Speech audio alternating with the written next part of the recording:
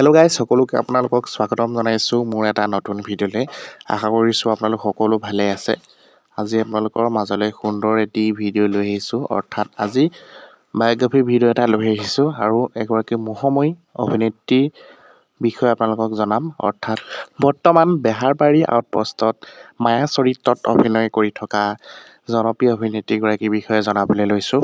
আপোনালোকে নিশ্চয় বেহাৰবাৰী আউটপোষ্ট সকলোৱে ভাল পায় আৰু তেওঁকো নিশ্চয় চিনি পায়। ব'লক মায়াৰ বিষয়ে আমি সম্পূৰ্ণকৈ জানি লওঁ। তাৰ আগতে বন্ধু বান্ধৱীসকল যিসকলে আমাৰ চেনেলটি ছাবস্ক্ৰাইব নাই কৰা, এতিয়াও এনেধৰণৰ সুন্দৰ সুন্দৰ ভিডিঅ'সমূহ আগলৈকে পাই থাকিবলৈ বা চাবলৈ চেনেলটো এতিয়াই ছাবস্ক্ৰাইব কৰি লওক। ভিডিঅ'টোত এটা লাইক কৰক আৰু এটি সুন্দৰ কমেণ্ট কৰিব বুলি আশা ৰাখিছোঁ। ভিডিঅ'টো আপোনালোকে শেষলৈকে চাব বুলি আশা ৰাখিছোঁ। বেহাৰবাৰী আউটপোষ্টত অভিনয় কৰা অভিনেত্ৰী অৰ্থাৎ মায়াৰ আচল নাম হৈছে অংকিতা ৰিয়া কাশ্যপ। তেওঁৰ জন্ম তাৰিখ হৈছে 23 ডিচেম্বৰ আৰু তেওঁৰ জন্মস্থান হৈছে নগাঁৱৰ ধিং।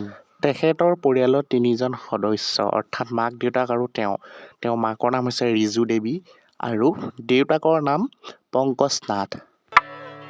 বন্ধু বান্ধৱীসকল, এতিয়া আহিছোঁ অভিনেত্ৰীগৰাকীৰ এডুকেশ্যন কোৱালিফিকেশ্যন অৰ্থাৎ শিক্ষাগত অৰ্হতাৰ বিষয়ে জনাবলৈ। তেওঁ শিক্ষাগত অৰ্হতাৰ কথা ক'বলৈ গ'লে বৰ্তমান তেওঁ মাষ্টাৰ ডিগ্ৰী কমপ্লিট কৰিছে। তেওঁ অসমীয়া বিষয়ক মেজৰ হিচাপে লৈ উত্তীৰ্ণ হৈছিল।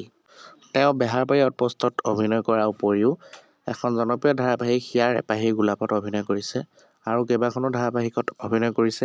লগতে বিভিন্ন শ্বৰ্ট ফিল্ম আৰু অসমীয়া মিউজিক ভিডিঅ'ত অভিনয় কৰি নিজৰ অভিনয়ৰ জৰিয়তে অসমবাসী ৰাইজৰ মনত স্থান পাবলৈ সক্ষম হৈছে।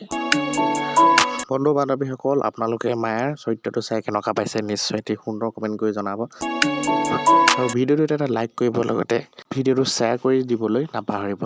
আজিলৈ আহিছোঁ, লগ পাম এটি সুন্দৰ ভিডিঅ'ৰ সৈতে। লগতে আপোনালোকে আৰু কাৰ বায়'গ্ৰাফী অৰ্থাৎ কোনগৰাকী অভিনেত্ৰীৰ বায়'গ্ৰাফী জানিব বিচাৰে নিশ্চয় এটি কমেণ্ট কৰিব। ধন্যবাদ।